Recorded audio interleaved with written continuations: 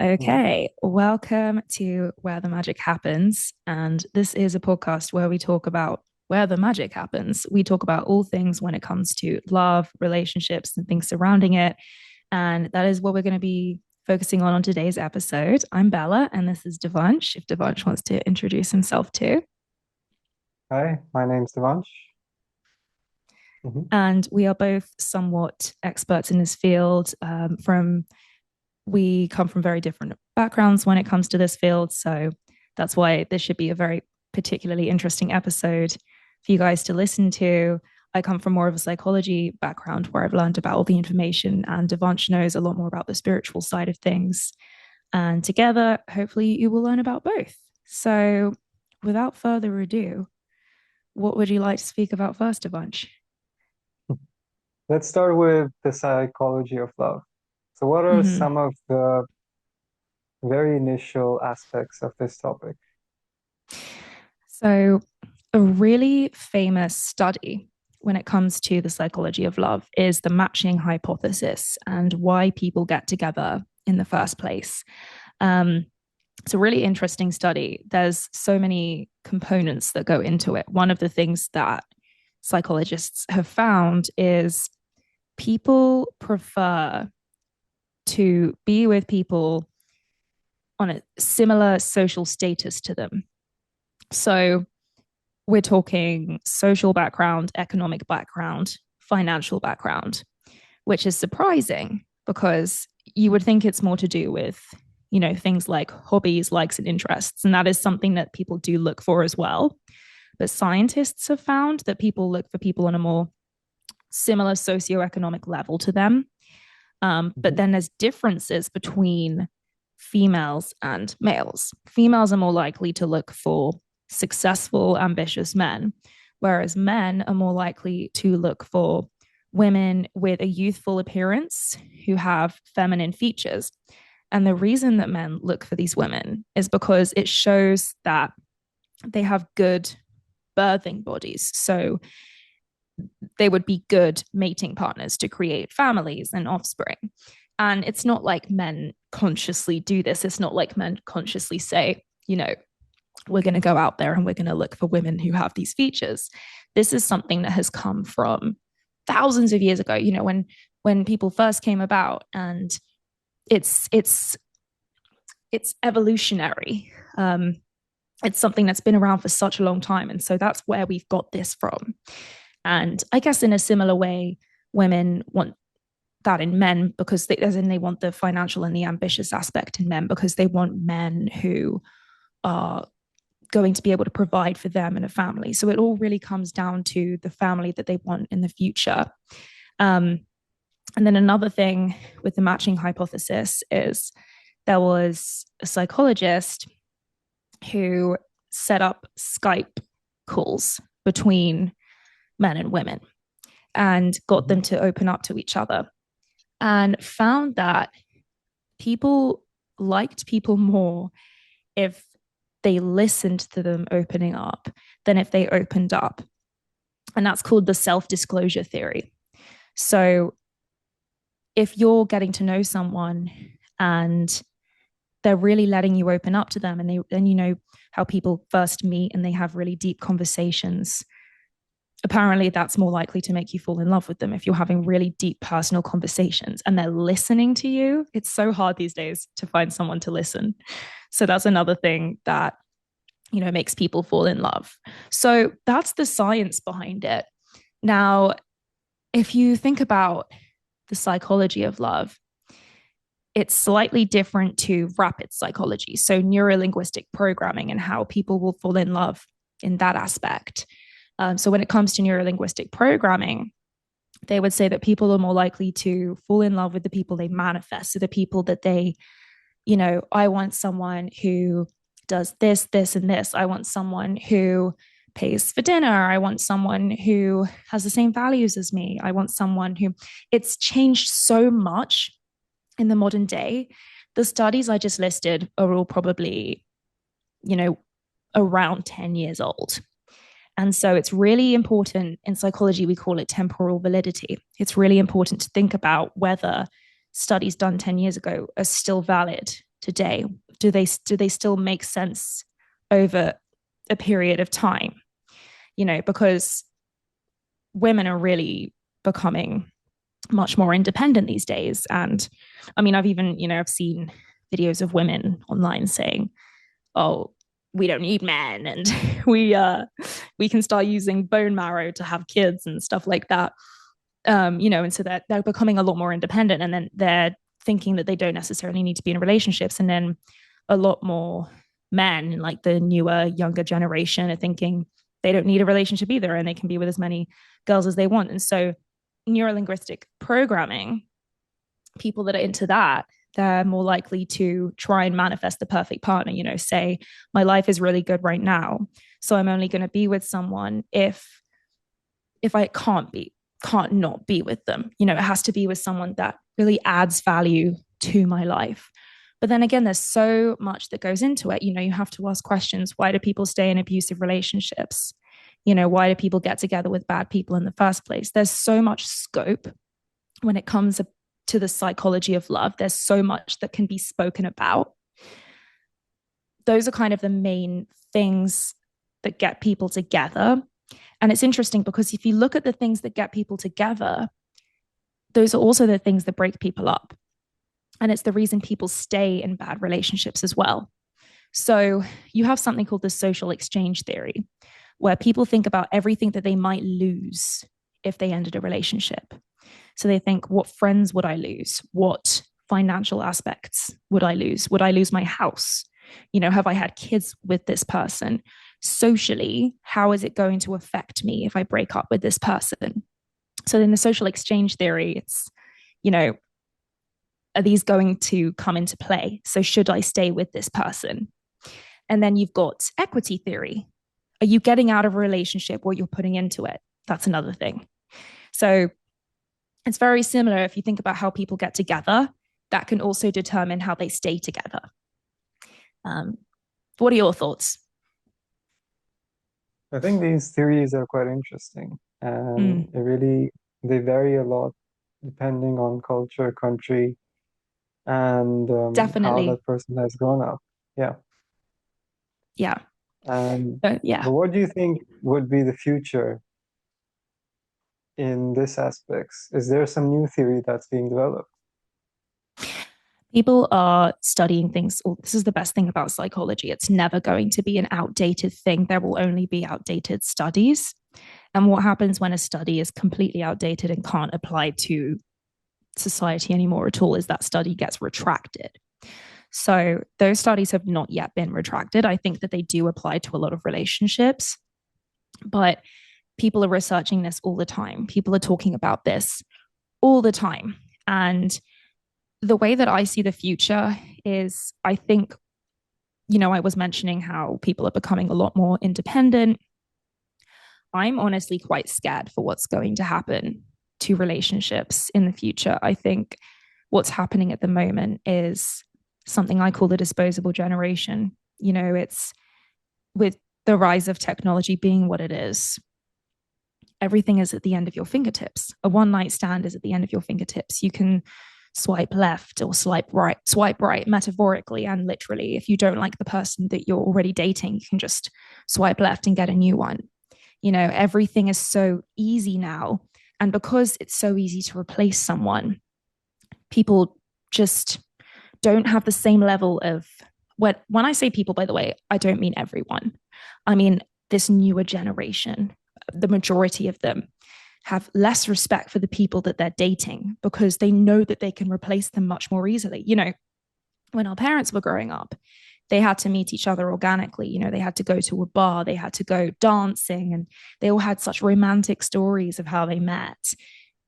Mhm. And it was like a chase, like a prize, and people say if someone handed you a trophy, you'd be like, oh, thanks, But if you to really work hard for that trophy, say it was an Oscar, and you won an Oscar for doing something amazing in a role, you'd feel like, wow, I really earned this, and it would be so special. And that's what's happened with dating, is because people just hand themselves to people now because of dating apps and Tinder and Grindr. I've heard of the really bad ones.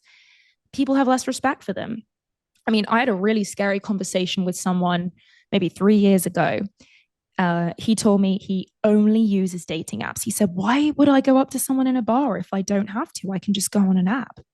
And I mean, if you look into the further future, I'm now hearing things like, oh, we might have AI boyfriends and girlfriends, which that's really depressing. Like, surely you at least want the human element. But, you know, Yes, that's a very interesting question where, I mean, AI maybe in the future might also be able to be something with, that can respond to emotions, but it still won't replace an actual human being because it's still that that soul is still missing inside. exactly. Yeah. Well, it's I think it's something people started discussing. There was an episode of Black Mirror with Domhnall Gleeson and how he's married and then he dies and then his wife manages to bring him back into a sort of AI version of himself. And then the AI scans all the videos and texts that there are of him. And then they create a version of him. But then at the end of the day, she resents this AI version of him because it's not him. It might be interesting, like the element of recreating someone that's no longer here, but you would always know they're not real. And AI, sometimes I use ChatGPT and I try different things. People say, oh, if you're nice to ChatGPT, it will be nice back to you. So sometimes I test it out and I'm like, hi, bestie. And then ChatGPT starts sending me loads of emojis and being like, hey, bestie, what can I do for you? And it's really interesting. But I'm like, well, I know this is computer generated. It's not real. And apparently there's something at the moment going on called the loneliness epidemic because people are so attached to FaceTime, texting, their phones that there's like this rise of loneliness and people saying, oh, I can't be bothered to hang out with the friend I was going to hang out with today, or like, I can't be bothered to meet up with people in person. And so I wish I could say that relationships are going in a positive direction. But from what I've studied for so long, I gave a TED talk about the science of online dating and how dating apps have basically, Cinderella's turned into Tinderella. It's not the same anymore. And there's always going to be the hopeless romantics like me who, Have you watched organic. How I Met Your Mother? Oh, my favorite show. I was actually rewatching some of What it if today. that entire TV show gets replaced with I swipe right or I swipe left? Well, that's the thing is, what's going to happen to TV? What's going to happen to movies if the new way of meeting people is dating apps? Um, what's going to happen? It's not going to be exciting if that's the only way that people meet, or people are going to start. And I think it will be a long time before that's the only way that people meet. I think that there would have to be an actual virtual technological shift in society for that to be the case. I think people are always going to meet organically. I'm Hmm. not saying it's bad to meet on dating apps, but I think that it's, you know, there's neuroplasticity going on in the brain of people that are constantly just doing this all day. And it's rewiring their brains to just, I remember when I used to use apps and I would swipe, swipe, swipe, swipe, swipe. And then I thought, if you slow down this completely and you come to a stop, that's an entire person you're swiping on. Like you're just dismissing an entire person with an entire life that you don't know about. And that's what's happening. People are just doing this to people now. And it's crazy. It's sad to me.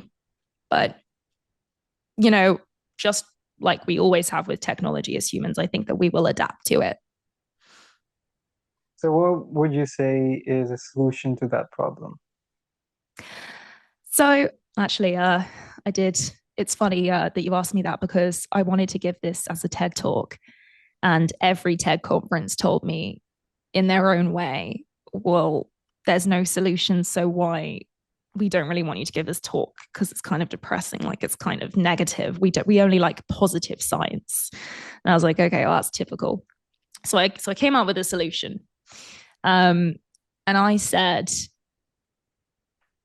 honestly, the only way to fix this problem is to live like we're in the 50s again. It's to put down your phone once in a while and go out, and don't necessarily go out with the idea of meeting someone, but go out and put yourself out of your comfort zone and talk to new people. And if you want to keep using dating apps, we need to create a dating app that allows people to do that. A really good example is Thursdays, which I think only exists in the UK at the moment. I don't know if it expanded, but Thursdays is amazing, because it basically, you're only allowed to use it on a Thursday. Do you know about Thursdays? Mm-mm. So you log on a Thursday and you can only match with people that day and you have to meet them that day. So that's, similar enough to a normal dating app. But the great thing about Thursdays is they do events every Thursday. So you can go to an event and you can pick the one that looks interesting to you. And everyone at that event is single. So Thursdays was really trying to combat that problem, I think, of like still letting people meet organically. Or you have the league. The league have an hour every night where you do FaceTime calls with people. So it shows you their profile for like a millisecond, and then you have a 3-minute FaceTime with them, and you swipe right or left. And if you swipe right, you can keep talking. So as long as the apps keep moving in that direction, I think that the problem can be combated. But even parents just trying everything you can to stop your kid from being addicted to social media and doom scrolling is what they're calling it, isn't it? It's so easy, it's so exhausting being a parent. So it's so easy to just say, oh, you know, play on your iPad, honey, like play on your iPhone, and leaving your kid to it. But the problem is that rewires their brain at such a young age to just treat everything disposably and have a short attention span. And if you have a short attention span, you'll have a short attention span with who you're dating. Interesting. And hmm. What are your thoughts? So what are some factors that a person would analyze if they find that the other person a match, or what are the metrics there? Mm. So I can give you some really interesting statistics about that. So women are more likely to look at the content on a guy's social media. So what does he do for work? How tall is he? You know, as well as his pictures. Guys, and they swipe right on, I think the figure was like 30% or 3%. It depended on the app, but it's so low of the men that they see. Men are more likely to swipe 70% and upwards of women that they see. So it seems like men, if they see a pretty girl, they're like, good enough, and then they get to know her. Whereas women seem to be, I'm just gonna like say it bluntly, a lot more shallow on dating apps. And I could give you the statistics that I found when I gave my TED talk about this, but that was, 4 years ago, 3.5 years ago. And so things have dramatically changed since then, even.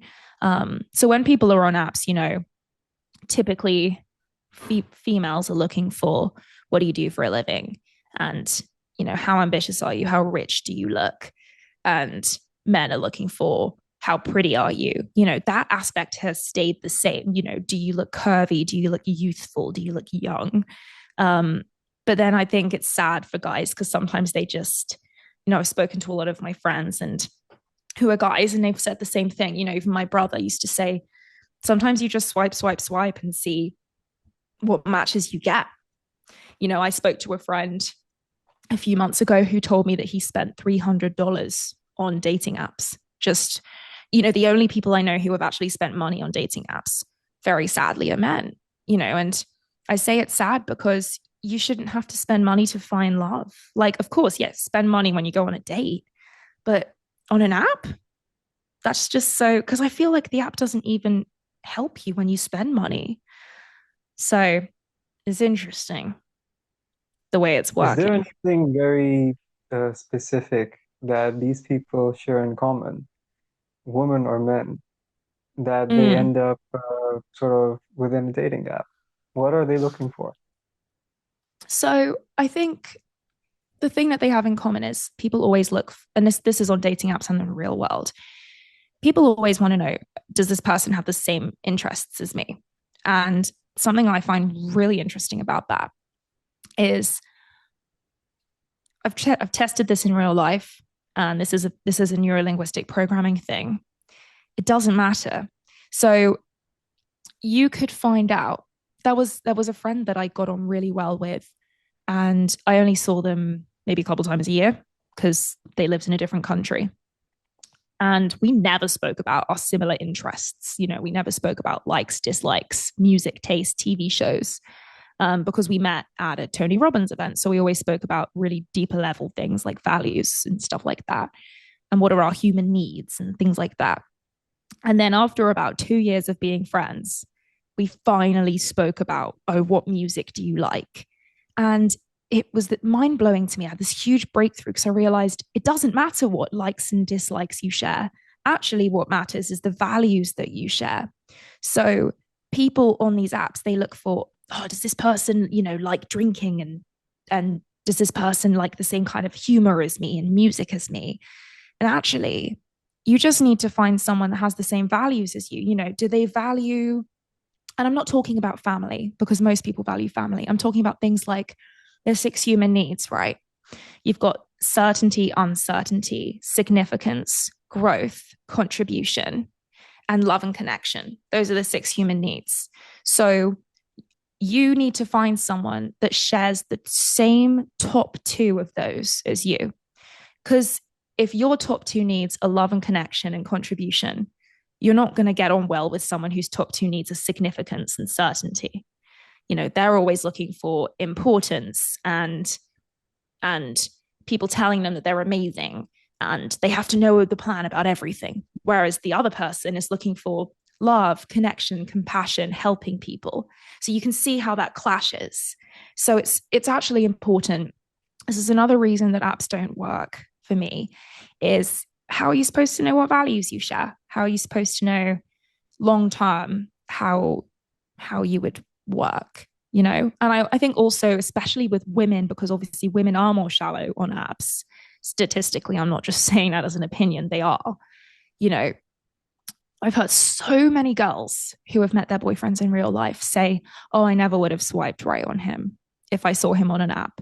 It's sometimes you do just have to get to know someone organically to realize that you have the same values and that you want to be together. You know the saying, don't judge a book by the cover, right?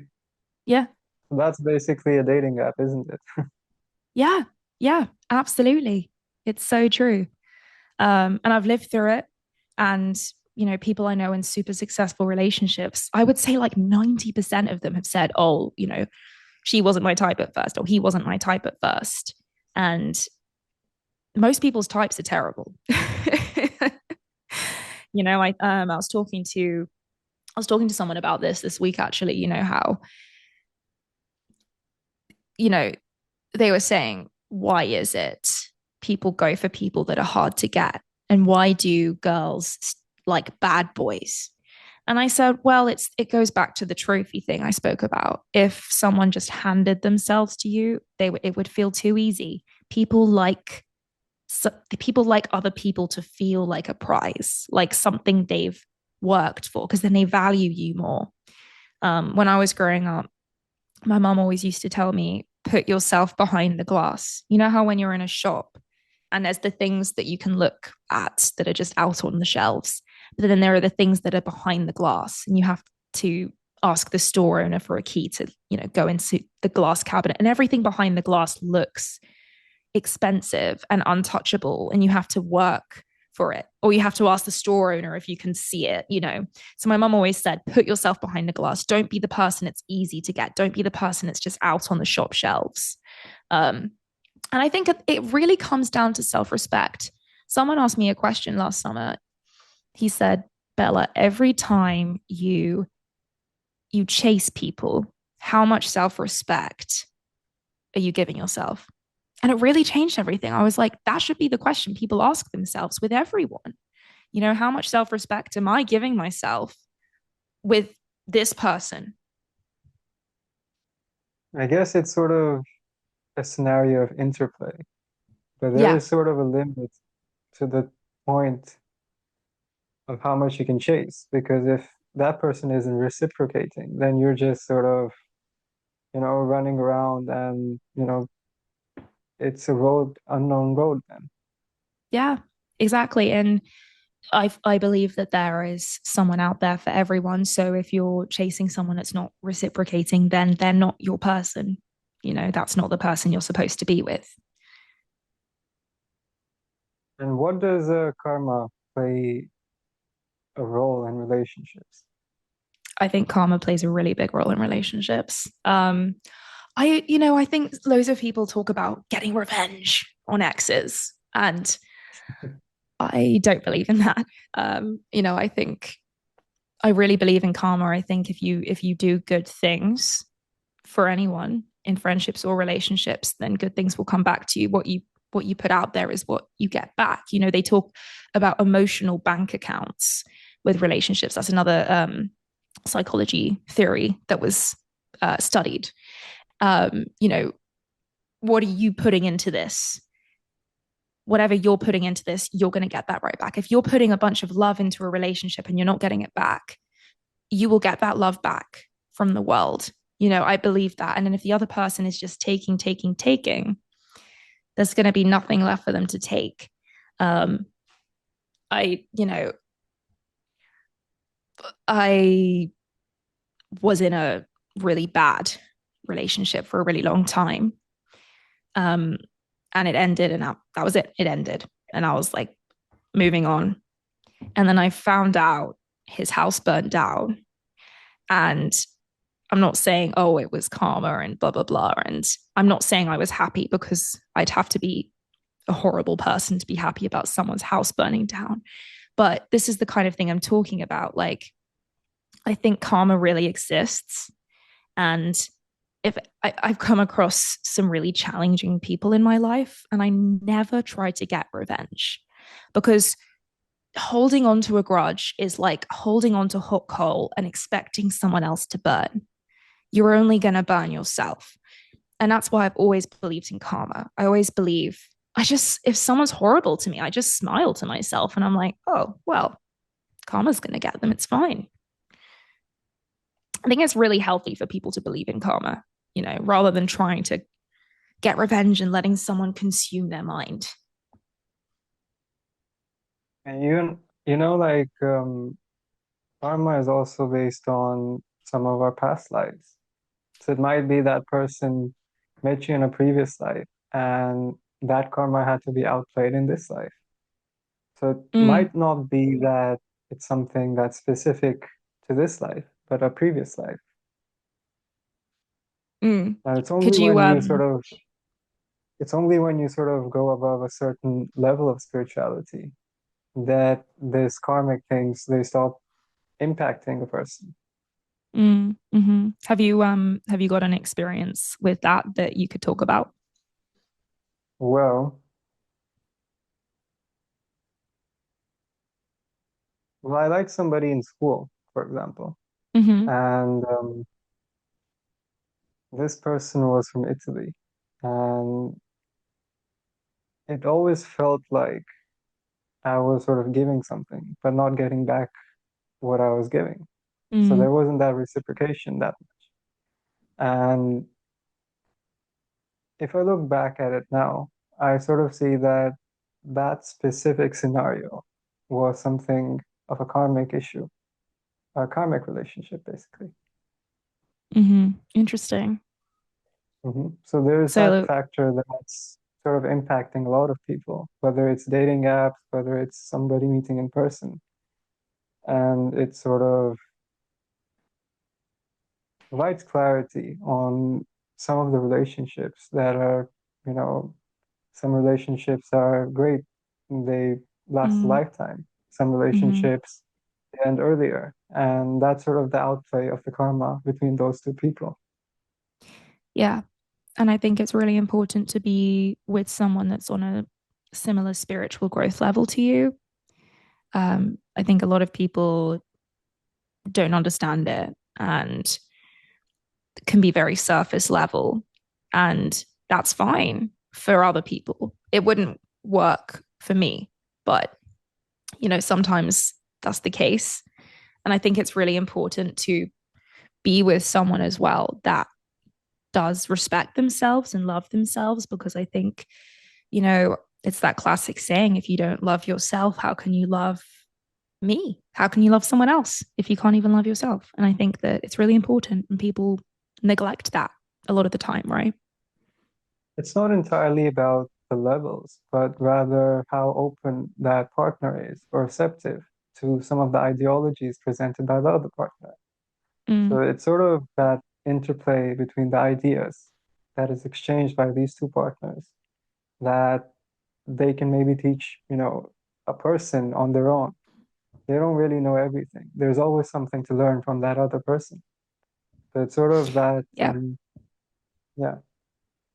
Yeah, I agree. I think everyone has something they can teach someone else. Everyone knows something that you don't know. And everyone has a story that you don't know as well. And, I always try to believe that everyone comes from a place of innocence as well, because, everyone was born innocent and everyone always thinks that they're innocent. And so I always try to understand people and where they come from, before jumping to conclusions or judging. And I think going back to dating apps, that's a huge problem. Like, I remember literally when I was 13 years old and I was at this youth camp, and one of the motivational speakers, Marlon, he said, well, you guys wouldn't judge someone in the first 8 seconds of seeing them, would you? And obviously, it's reverse psychology, because that's what people do, especially teenagers. And then it just made all of us be like, whoa, we should not be doing that. How can we judge someone in the first 8 seconds of meeting them? And I think it really like changed my mindset ever since then. I was like, I'm not gonna jump to conclusions about people. And that's something that people do on apps, because you've only got what you're given. You've only got the information that they give you. So how are you supposed to get to know them on a deeper level? How are you supposed to know what they want? I mean, it's crazy. I hear about like my mom being on apps and seeing people in their 40s and 50s who put, you say like what relationship you're looking for, and people put don't know. How can you be in your 40s and 50s and you don't know what you're looking for? Like, why are you on an app? Um, so it's there are elements, and I understand that there's another aspect of apps that helps people. Like some people are shy and they don't like to approach people in real life, Mhm. and that's called the absence of gating in psychology, where you can hide the things you're insecure about in real life when it comes to talking on a dating app, right? Because you can be whoever you want when you're typing. Um, and the absence of gating can be really beneficial for people that are shy. But then what do you do when you meet someone in person? Which is why I think things like the League are really good, where they actually let you FaceTime for a couple of minutes at first, because, I guess that's sort of breaking the ice because I that's breaking the remember I was ice. quite shy whilst growing up, and yeah, it really does break the ice if you sort of get to know that person before actually meeting them. Yeah, 100%. And also, it's safe. It protects Mhm. you from people who are, secretly serial killers. Not that there are Yeah. many of them. I think they're trying to protect people from that more now, trying to verify Now, profiles and how would stuff. you protect somebody who is on this app from things like impersonation or somebody who's maybe a bad person, just has bad intention for that person? There's actually, well, there is a few ways that a lot of the apps, I know that I think most of them, if not all of them now, have a verification feature. So you can see if someone's a legitimate person, and they have to have like a facial scan, and you can see that it's really them. When it comes to, protecting people from meeting people who are bad people, the app itself can't tell you that. But there are two things that can, two very different things. One thing is you have to pay attention to the language they use, what they post, and what they're looking for. So if it says, don't know what I'm looking for, or looking for a short term relationship, or looking for something casual, they're going to be an asshole. That they're not looking for something serious. And you have to pay attention to the pictures that they're using, right? If they're using pictures where they're shirtless and they're on a night out and they're drinking and they're clubbing with their friends, like that's not someone that's going to be in a serious relationship with you. And you have to pay attention to the way they're messaging you. Are they asking you questions? Are they trying to get to know you, or are they trying to get to meet you? Because people that want to meet too soon, that's a red flag to me. Because why do you want to meet straight away? You don't know me. You know, what are you trying to do? And there's a lot of guys that use these apps for one reason, the obvious reason. I wouldn't say that girls do, because people always say with girls, they can do what they want in real life. That's one thing. There's also a Facebook page. It's called Are We Dating the Same Guy? And women are able to warn other women about dangerous men or abusive men on apps. And it's a really good page, actually, because it's got most women are on it that I know, actually. And they're able to warn each other about abusive men. And they post pictures of their dating profiles and say, don't go out with this person. So that's another really good thing. But then again, sometimes I look at the posts on the page and I'm like, it's a girl and she's posted a picture of a guy who is an obvious red flag.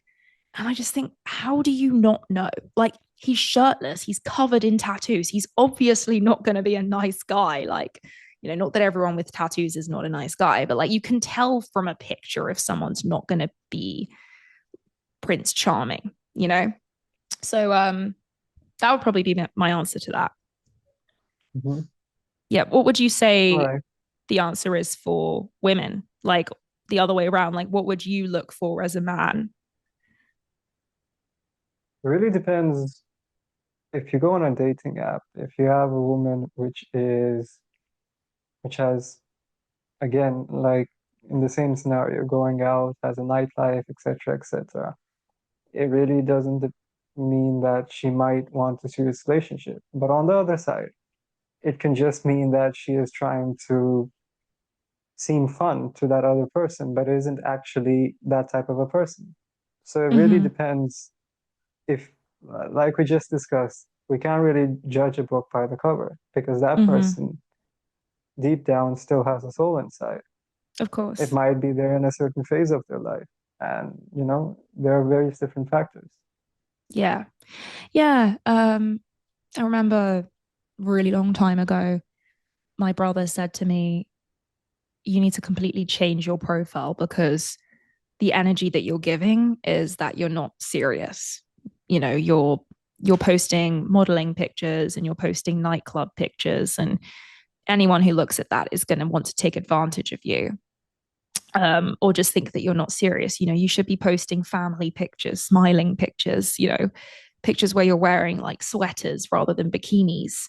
And it sounds like, objectifying, but if you're trying to meet the right person on an app, that's the kind of thing that you should be doing, and but you're right, people don't always think about, oh, I shouldn't post this picture because maybe it's giving the wrong message. And if an entire profile is a red flag, I think it can be obvious, but that's why it's important sometimes to see what they say to you and how they speak to you. Are they trying to rush meeting you? Are they getting too flirty too fast? Or are they being respectful?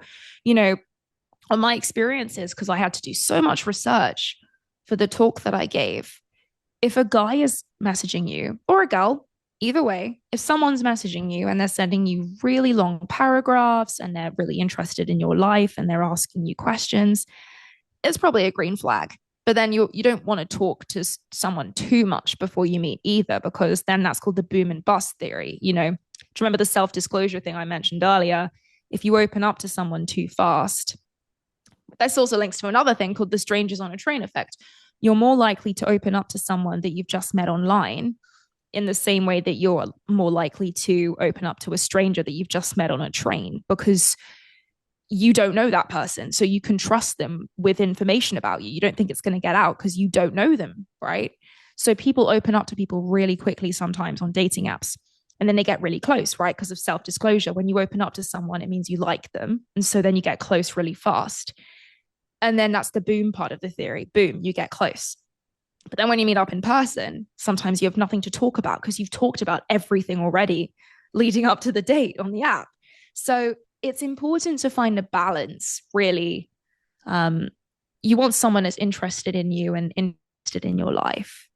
And even if it's a couple of messages, but it's important not to hide behind the phone for too long. My mom was messaging someone for literally like 2 months before she met up with him. And she was really excited about meeting this guy. They'd been talking on the phone, they'd been talking over text. And by the time she met up with him, she was really disappointed. And then she felt really guilty because she'd wasted his time. And had she just met up with him after a week of talking, she wouldn't have had that problem. So that's a real life example for you. Mhm. Yeah. Have you had any experiences like that? I've tried a few dating apps. I mean, I just got bored out of most of those apps, and except one person I actually met in real life. But my philosophy is that there aren't such things as coincidences, because after, again, going to a certain point of spirituality, everything starts to get manifested Yeah. and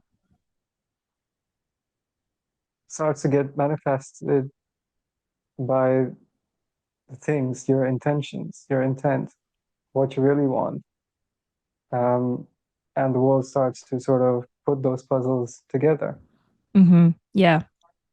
And it's sort of nowadays when I meet a person, I'm always like, um, there's always something related that person comes into a person's in my life, for example. There is Mm. a reason that person came into my life. Yeah. I And love that quote about people come into your life for a reason, a season, or a lifetime. mhm. And yeah, it's sort of now let me give you a real life example. Now, there was this person I was I was sort of looking for a model for a photo shoot. And I was sort of browsing through these pages of 300 different models. And I Mm. received Wow. a phone call at that time, at that moment, when I was looking at the profile of some person. And that person said, this one. Now, there's some certain cues that God sort of provides that person to which direction to go in. It's like a higher power that sort of intervenes if that specific person is about to go in the wrong direction. So someone called you about the model? Mhm.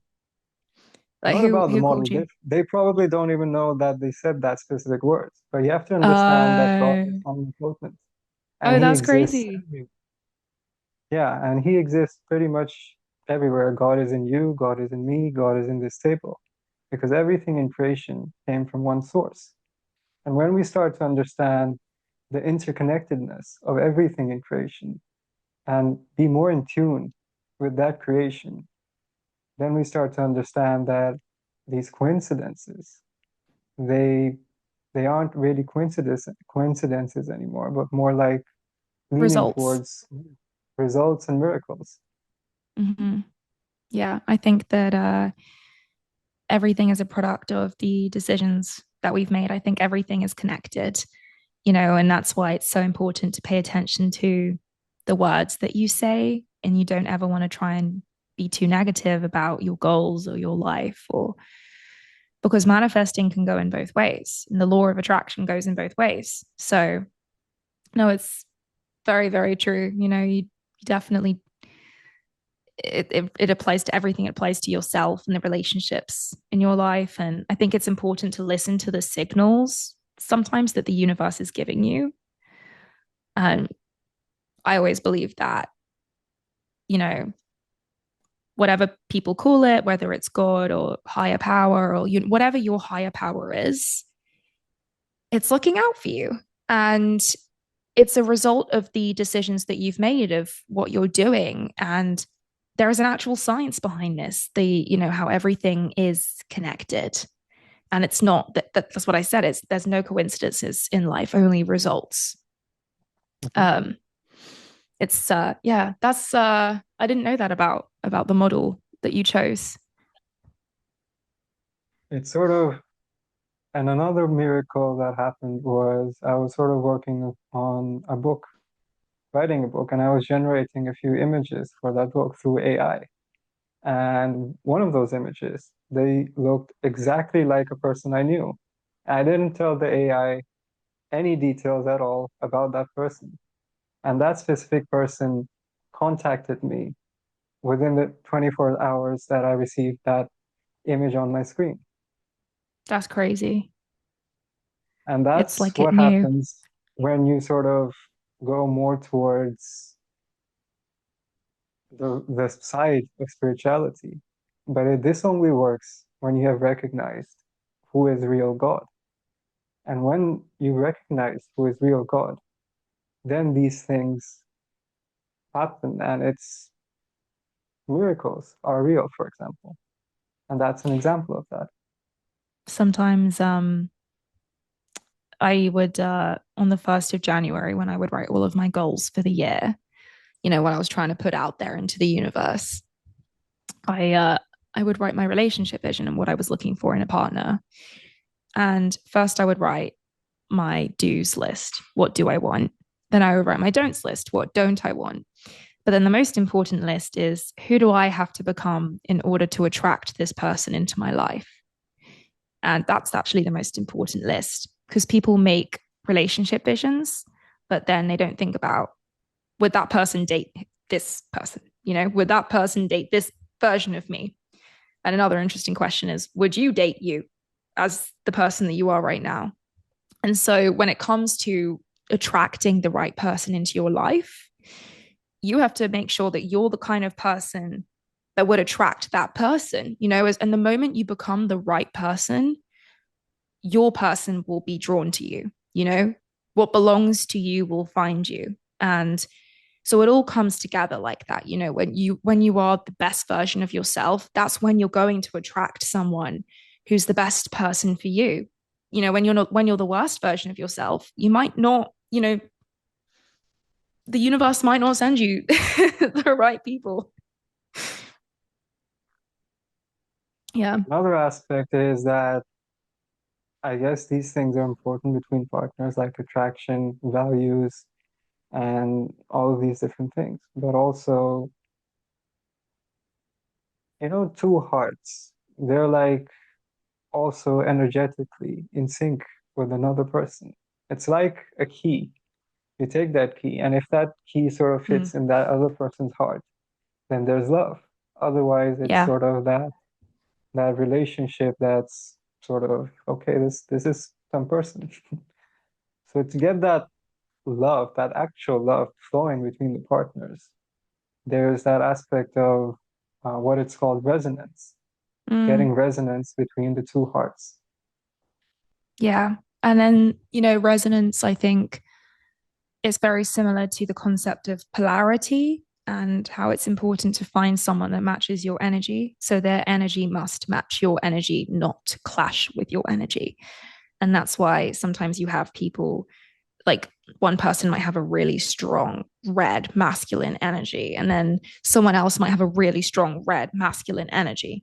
And when they come together, it kaboom, it doesn't work.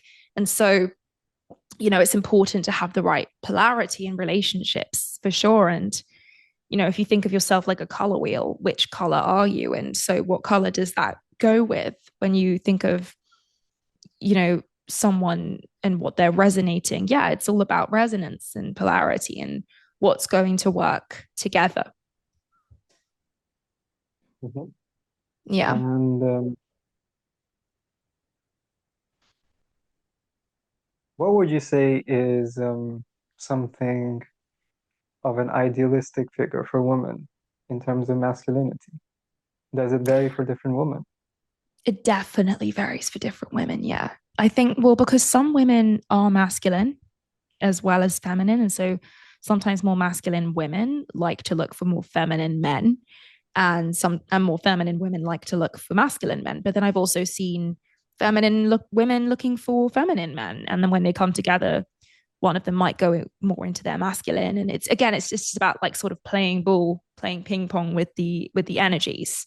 Um, so it definitely does vary with the person, masculinity in itself is described as someone who provides, who likes to feel like the hero, who likes to take care of the woman, like Prince Charming, or, well, it's funny because actually a lot of depictions of Prince Charming are very feminine from what I've seen, especially in like Disney. Um, and actually feminism's rising in Disney. That's a whole other conversation.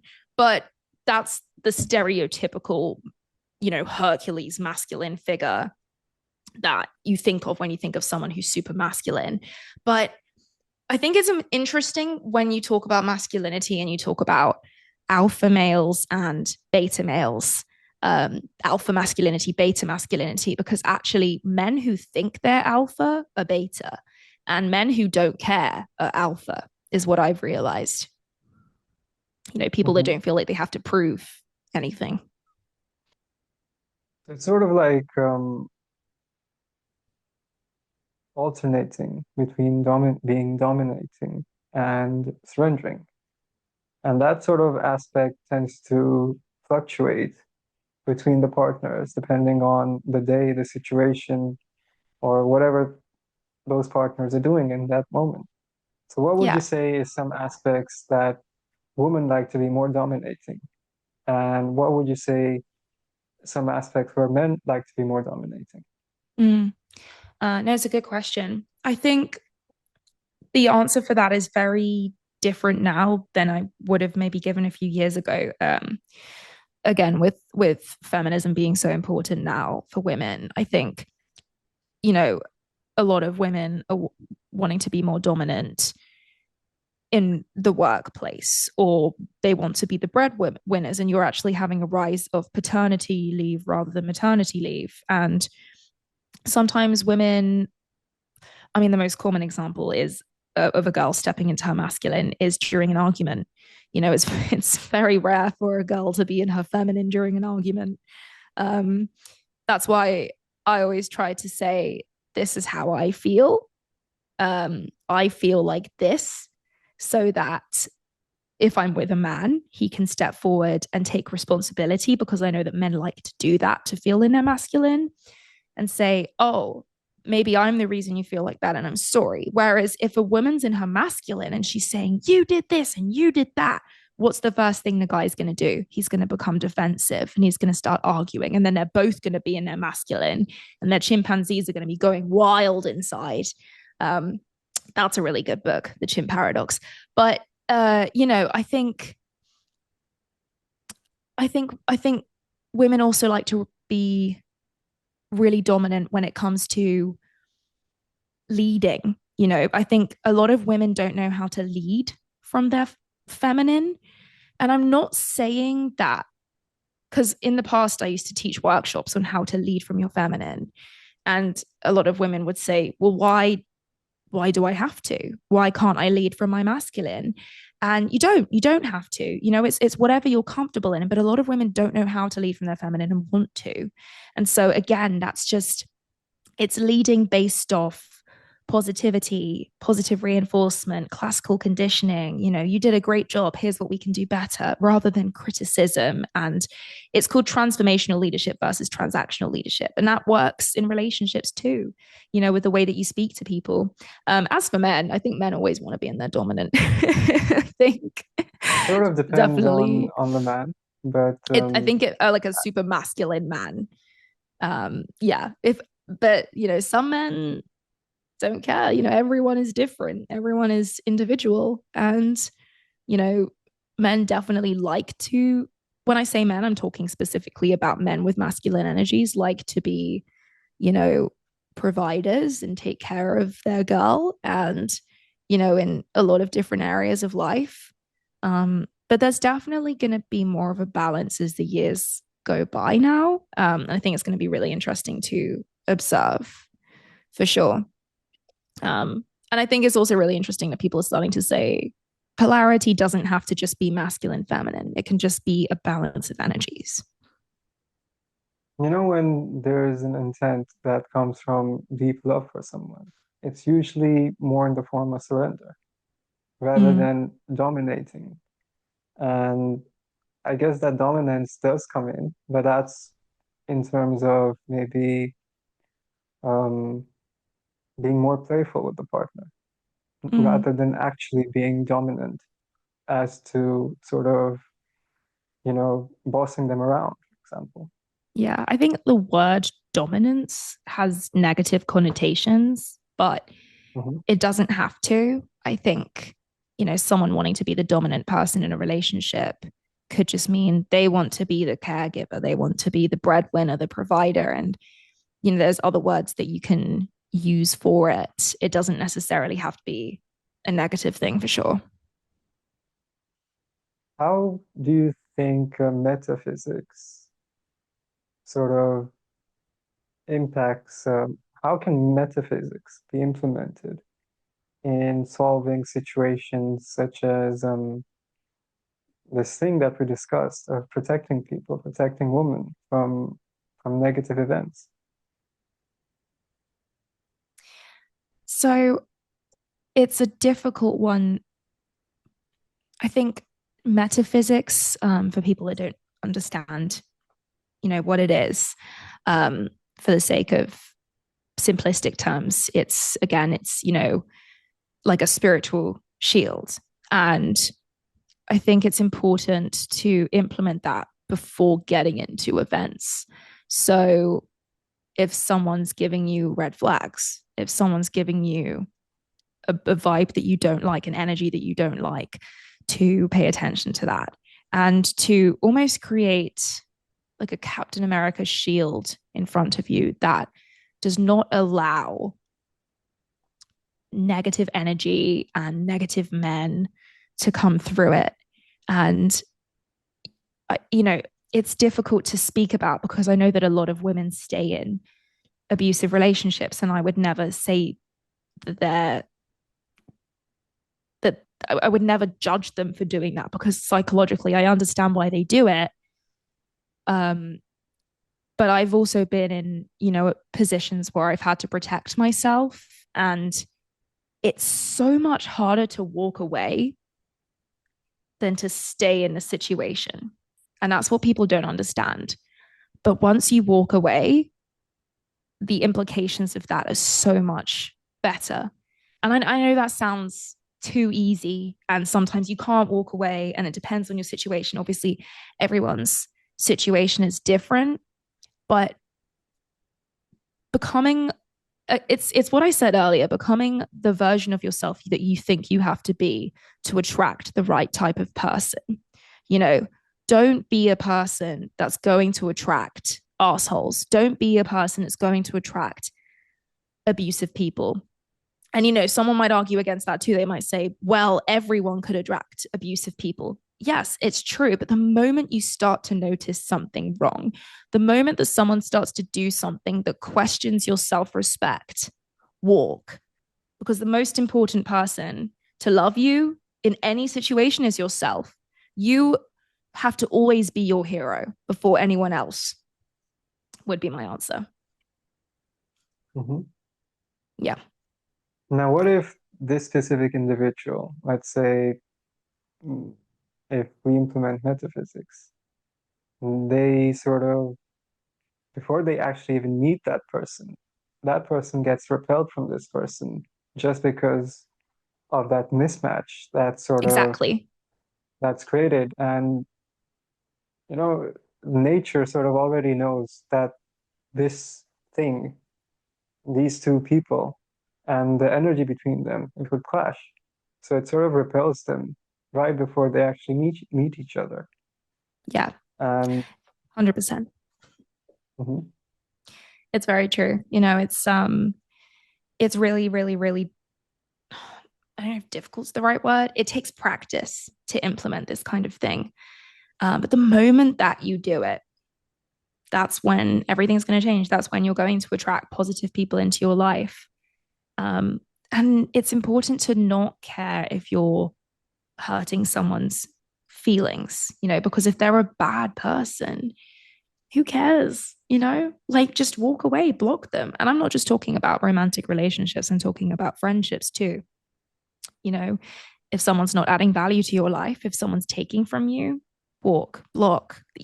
You don't need them in your life. Life is so short that it's so important to surround yourself with the right people.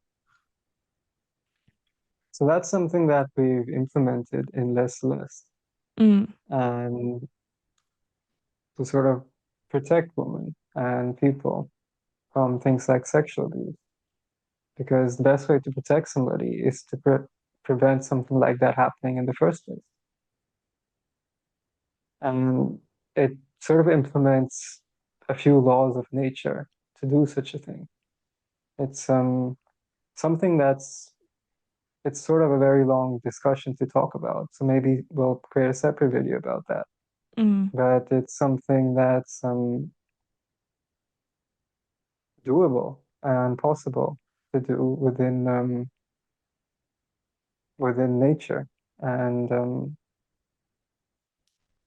a lot of people these days, they aren't spiritual. Now, spiritual as a word, some people think has, well, it has a lot of meanings.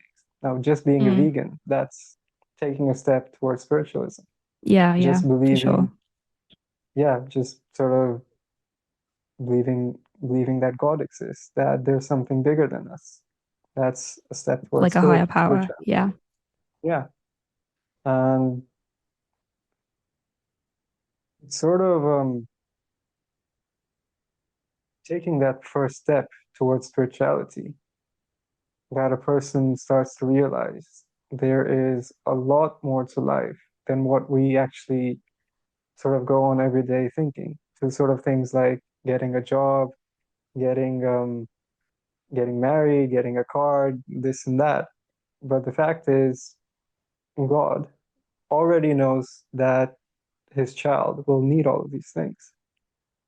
So why not take a step towards God and let God handle all of these things, such as, all of these mundane problems, rather than running after these mundane problems in the first instance. Well, another way of looking at it is, people question things that they haven't seen themselves physically. And that's why it's metaphysical, right? So there's actually evidence that there are realms that we're not able to see.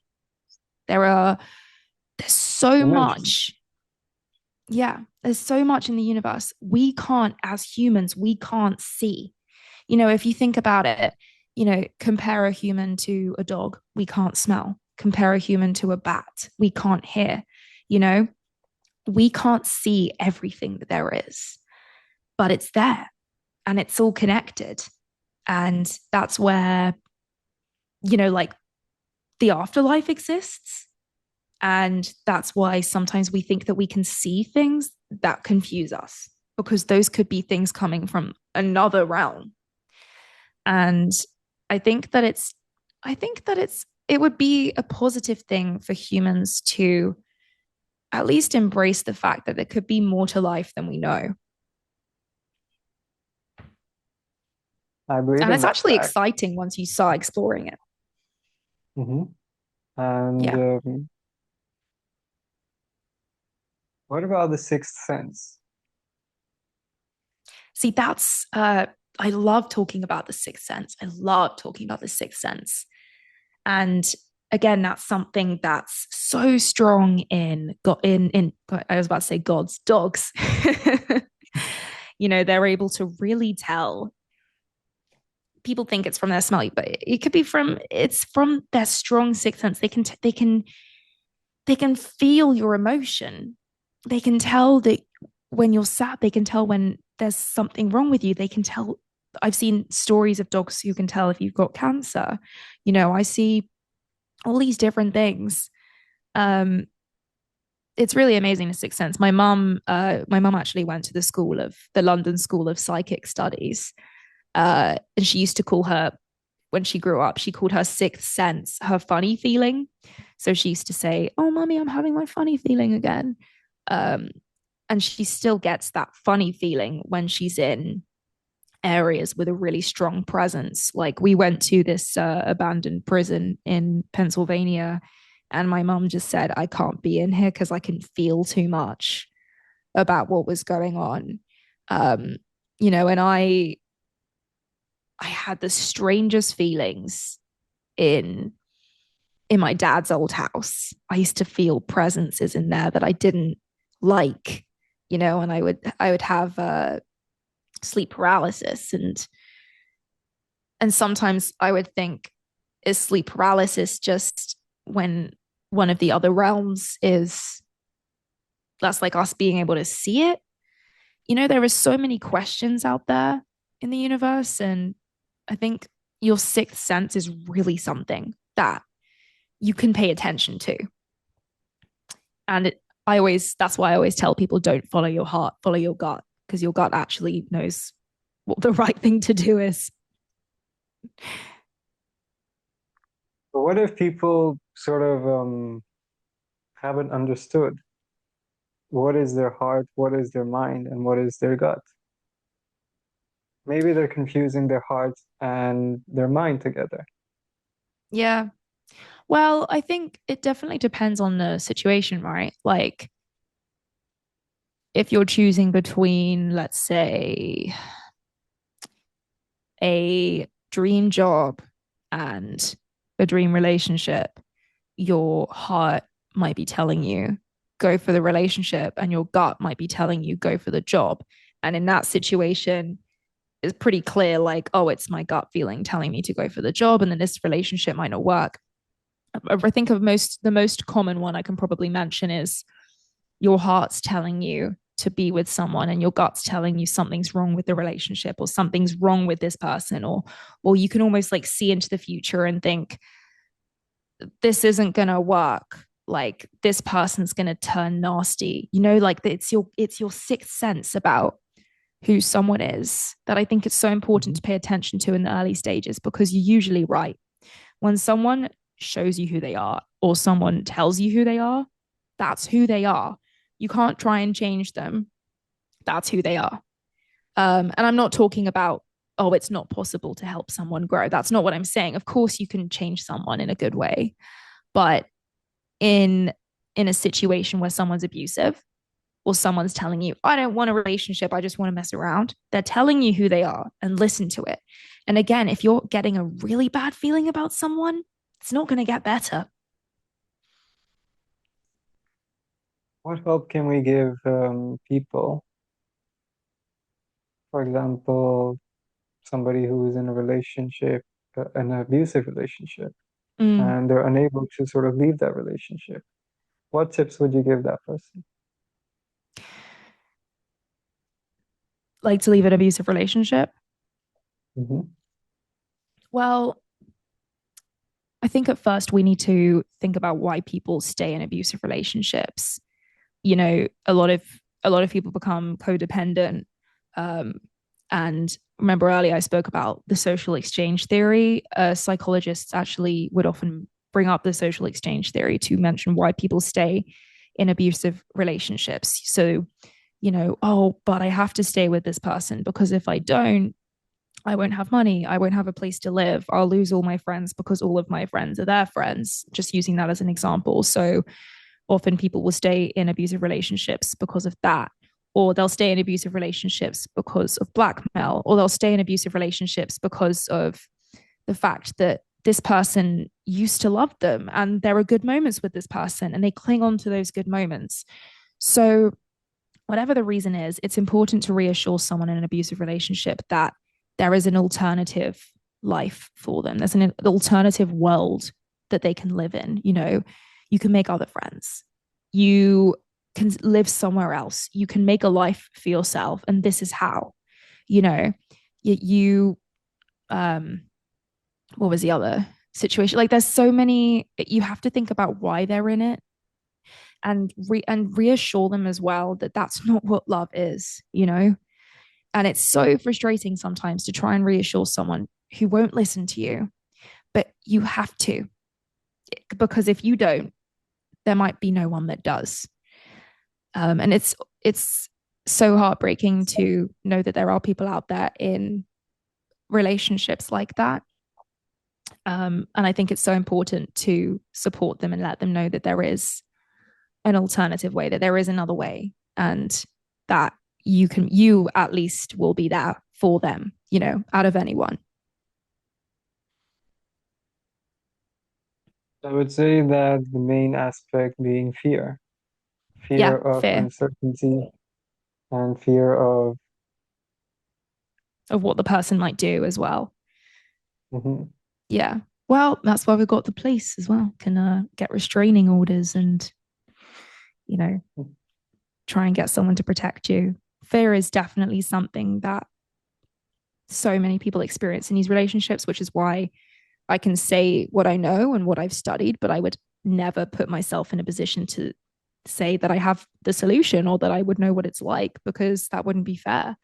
Um, I think I'm just talking from experience of how I've tried to help people and what I've done. But again, you know, learning what love is in the first place and how a relationship for you should be. And the thing is, sometimes people have only been in abusive relationships. And so they jump from abusive relationship to abusive relationship because that's the only comparison that they have. So to give someone a comparison of what a real loving relationship with is very important. What if they sort of keep on going in that relationship, well, again and again with different people because of childhood trauma? Well, then it's a pattern. And it's important to address that pattern and to try and break that pattern, you know, and change your blueprint as well. So my blueprint is that I have childhood trauma, and that's made me a victim in relationships, and I just want someone who loves me, etc., etc. There's so many different stories people create when they've been through something like that. And so firstly, it's important to change your blueprint and tell yourself, I'm not a victim, I'm a warrior. And it's also important to change your story. What have I actually learned from this? How can I actually grow from this? And again, this isn't something I can necessarily explain to someone in like a 20-second answer. It's a whole process, but it's definitely a place to start. Mhm. Yeah. But there's so much, you know, there's so much that can be discussed when it comes to relationships and love and all that jazz. So that's why, you know, people should listen to more episodes of the podcast. Yep. Was there anything else Well, you wanted to discuss on this episode or? just thinking of anything else we should add here. Yeah. Well, it's definitely a lot of scope. Um, there's definitely a lot of stuff we can talk about. Um, yeah, I could talk about all the different theories. You know, there's so much that's been explored when it comes to relationships biologically and different types of relationships, and parasocial relationships are another really interesting thing to talk about. And parasocial relationships, I would probably talk about this in a different episode, but just to like kind of grace over it, social media is something that's contributed to that. People develop these, there's different levels to a parasocial relationship. It's basically when you develop sort of feelings for someone in your mind that you don't know, that you've never met, or that you do know, but it's not a real relationship. It's just in your mind. And with things like TikTok and influencers, people are becoming, you know, there are a lot of teenagers that fall in love with influencers and they've never met them. And that's another thing, comparing Instagram versus reality, and what people are really like in real life and relationships in real life. And it's important to not look at filtered down relationships, or I guess filtered up relationships too. But that's a whole other thing. Mhm. I guess that's something to discuss about how does a young adult or somebody who's just entered the dating scene sort of know what they're looking for? Is Mm, there some kind of guide? yeah, I think that should be our next episode because there's a whole thing I could talk about there about manifesting your perfect partner and how to figure out what you're looking for as well. Because often what you're looking for is not really what you're looking for. Often what you're looking Mhm. for is not what you need, it's what you want. All right, let's wrap up this episode. Yeah. And thank you, everybody, for listening. And Thank you for everyone for tuning in, and stay tuned to keep learning more about relationships and love and the art of intimacy, etc., etc. and this is where the magic happens. This is where the magic happens.